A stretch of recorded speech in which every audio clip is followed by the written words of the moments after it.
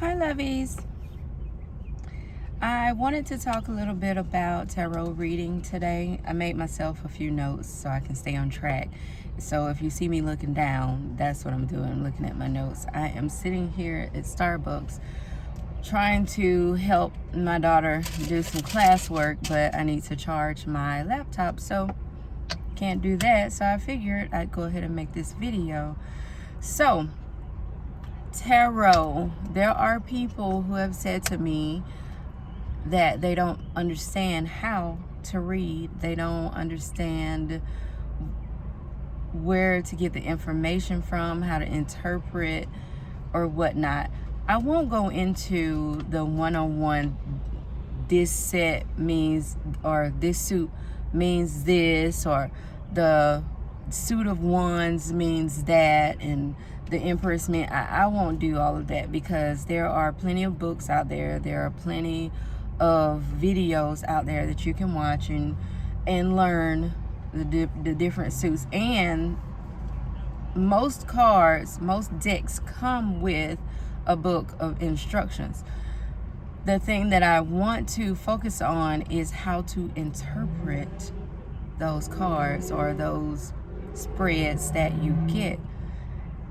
So first off, you should learn the history of tarot, not just the history of it being a medieval card game or something like that, but the hermetic history of tarot, where it actually came from, how it started. Go way back deep into it, and maybe that'll help you, because tarot is spiritual. It's not something that you just pull. I'm going to shuffle the deck and then I'm just going to throw out a few cards, or I'm going to make this spread and get the answers that I want. It's not. It's more than that. Well, it could be that, but when you're on a spiritual quest and when you're trying to help people spiritually, then it's more than just pulling a few cards and saying, yeah, the Ace of Wands means that you're going to get a brand new start, you're moving somewhere. Or the Ace of Cups means, you may find a new love or whatever. It doesn't mean that for everybody. And everybody, even though I know a lot of you want to find love, it doesn't mean that not everyone, not everyone is looking to find love. So you have to go back before you can move forward. So learn the real history, learn where it came from and all that jazz. And then you find your deck. You don't just go and pick up a deck and say, oh, I want to learn tarot. I've been seeing it and it looks so exciting and I like how this deck looks. No, it's spiritual, and I'm going to keep saying that. You find the deck, or when you go to the bookstore or you go online looking for a deck, you find one that speaks to you. You find one that you feel here. Not here, but here. And there's no other way for me to say that. I mean, if you don't understand that, then you don't need to be reading for yourself or anybody. That's my opinion. I stand by it. You may not think so, but hey, it is what it is. Once you find your deck, go through your deck, get familiar with it, be with it every day, take it with you, put it in a little pouch or whatnot. Be nice, love your deck. It's like your hair. You want your hair to grow? You have to love your hair in order for it to grow. There's no miracle work. There's no this rice stuff that people say you can put on your hair, these oils or whatever. You have to love your hair. When you want something to grow, you love it, period. So you take your deck with you and you love it. You learn it. You get a feel for it. It's a living thing. Everything here is a living thing. So get to know your deck. Then take out the book and learn your suits. Learn the major arcana, learn the minor arcana. Even if you have to use a card a day, if you have to pull out a card each day and sit with that card each day and read about it, from your book, and I will continue to say from your book, because it is that author's perspective. You can learn a lot of things online about general meanings of the Magician, but this particular deck that you have, someone created, and they created the Magician to look the way that he does for a reason. So learn that. Get familiar with it. You don't have to memorize it. I mean, if you're doing it from the heart, you'll remember anyway. And don't worry about how many cards there are in a deck, how many suits there are, and all the different meanings and everything like that, because you can learn. You will learn. Think about, you went through 12 years of high school, of primary school, and then you went through 4 years of college, and then you maybe got a graduate degree, and then you have a job. You know all of these things from all of those years and all of those different places by heart.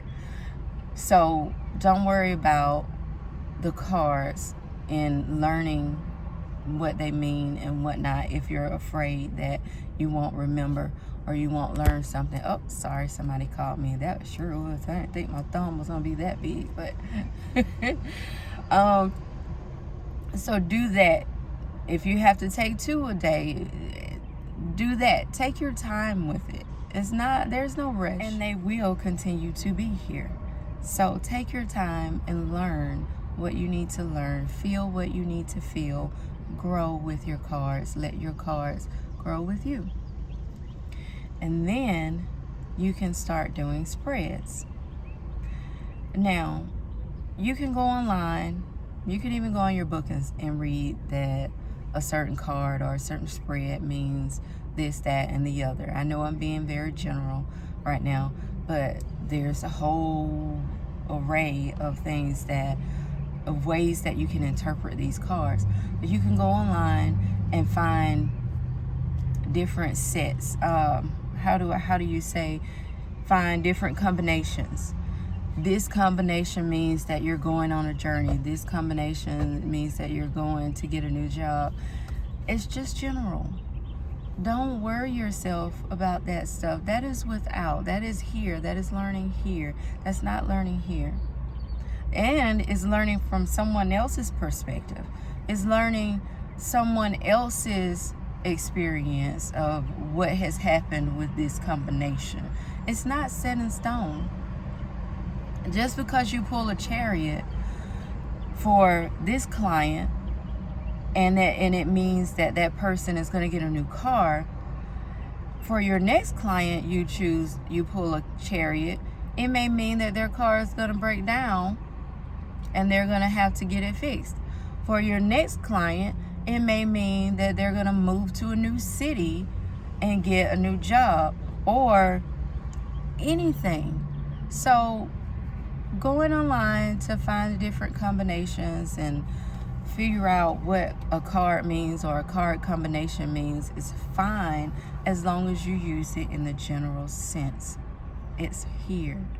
Now, the way that I would suggest you learn to read is from here. I've said that already. But learn from the heart. Learn from spirit. When you pull, there are many different methods. Some people don't read in reverse. I stopped reading in reverse unless it just happens, but because it's not always a bad thing. But some people don't read in reverse. Some people do. My daughter does this solitaire spread method where she'll pull 1 and then she'll pull 2 and turn over the 1, and then she'll pull 3 and turn over the top one, and 4 and turn over the top one, and so forth. That's how she reads. I read by shuffling, and whatever falls out, that's your card. Other people shuffle and then they just pull from the middle of the deck. They pull from the bottom. They pull from anywhere. It does not matter. As long as before you read, you take that moment to ask Spirit to guide you. It could be your spirit, because you could have created your own set of cards before you came here. It could be your spirit guide. It could be that person's spirit guide. It could be anybody's angels. It could be God. You never know who that spirit is, who is going to help you. So you take a moment and you let spirit guide you, and then you shuffle and you do whatever method of spread that you're going to do. And then once you have the cards laid out, however you're going to do it, you sit once again and let spirit guide you. Let spirit tell you what the meaning of these cards are. You will know if you get a 5 of coins or pentacles or earth, whatever the deck is called. You know that in general, that means that you're almost to the halfway point. You know that means that you may have to find a different way to do something. You know in general what that card means. But if you sit with the card for a second, however long, and let spirit guide you, spirit will tell you what that card means for that particular person. It's simple. It really is. If you can channel, if you can meditate, if you can just be quiet just for a second, it will come to you. Your first thought, they always say your first thought is the correct thought. So don't second guess yourself. Your first thought is the correct thought. It's what spirit is giving you. What else? Gotta read my notes. I already talked about the combinations and how they can mean different things for different people. So I think that's basically it. If you do all these things and you still have trouble connecting with your cards or with the whole process of reading, then tarot reading is not for you. Or it's not for you at this moment in time.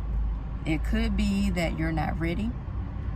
It could be that you have a lot of, which is still you're not ready. If you have a lot of drama or whatnot going on in your life and you can't find a deck that is suitable for you, and it's not the deck. It is never the deck. It is you.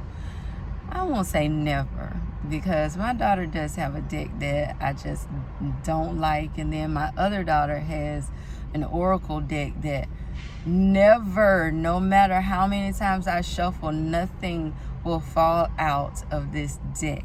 That's just my way of doing it. That's my way of knowing that I am on track and I am not putting my mojo on the reading, because I want spirit to tell me to say, phew, pull out this card. So sometimes it might be the deck, but for the majority of the time, it is you. You're not ready. It's not time, or it's not your thing. Maybe you should do runes, or maybe you should do a pendulum. I don't know how to pronounce that. I don't understand it. It's not my thing. I understand that. So that's fine. Maybe you can do pictures.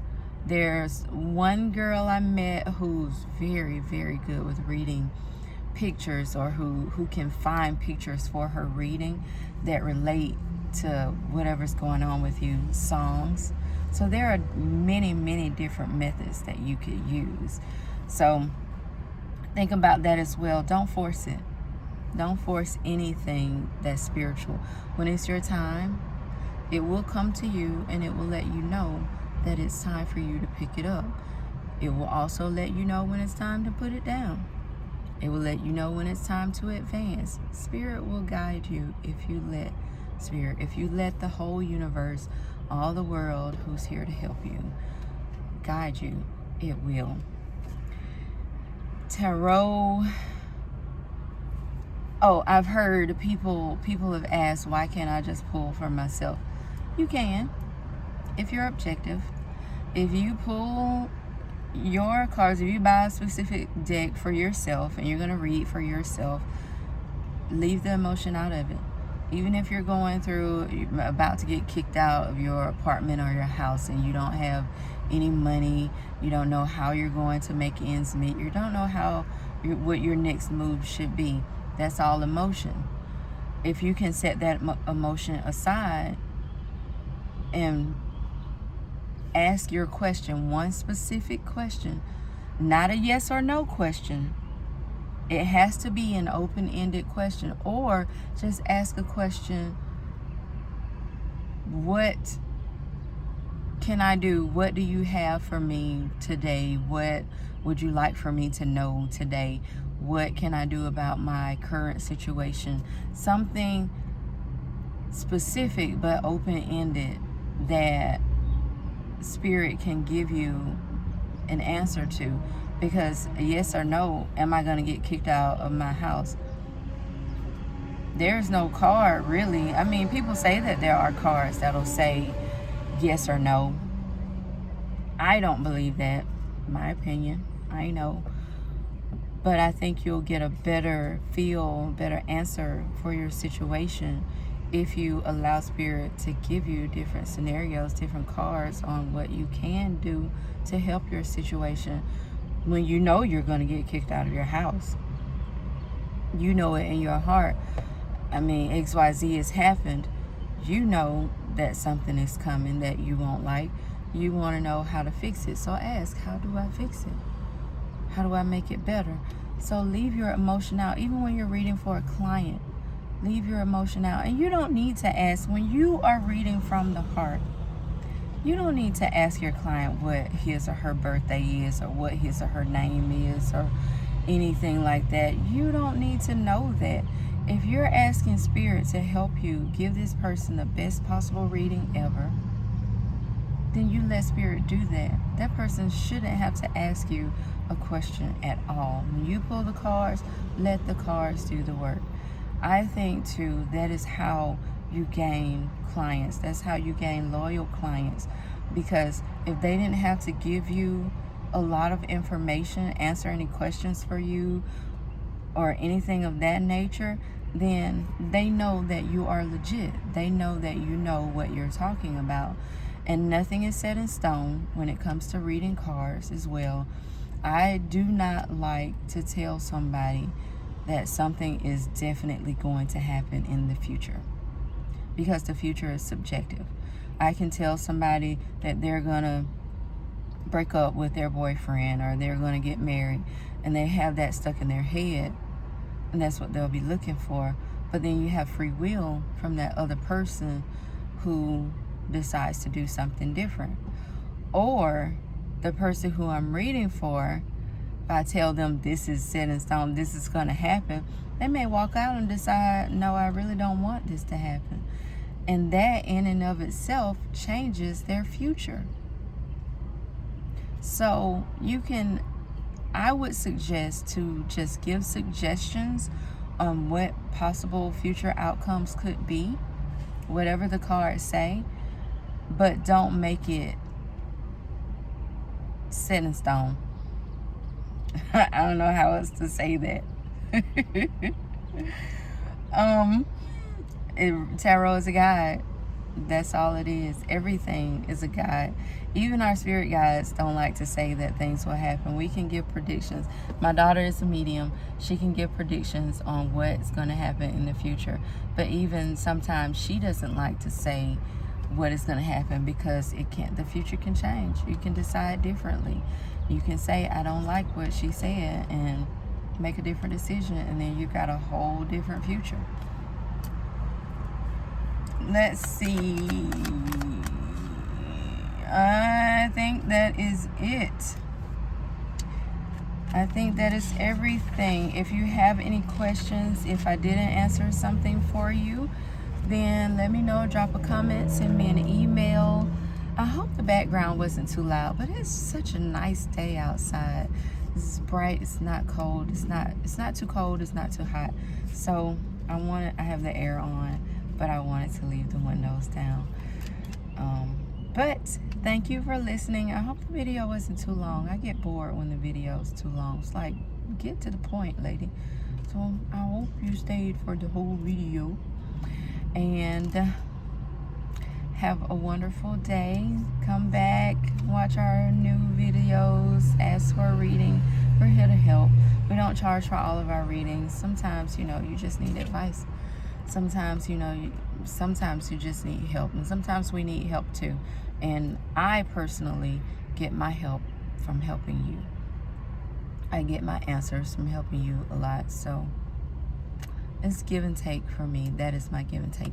Anyway, okay, I'm just rambling now. All right, bye. Thank you. Bye.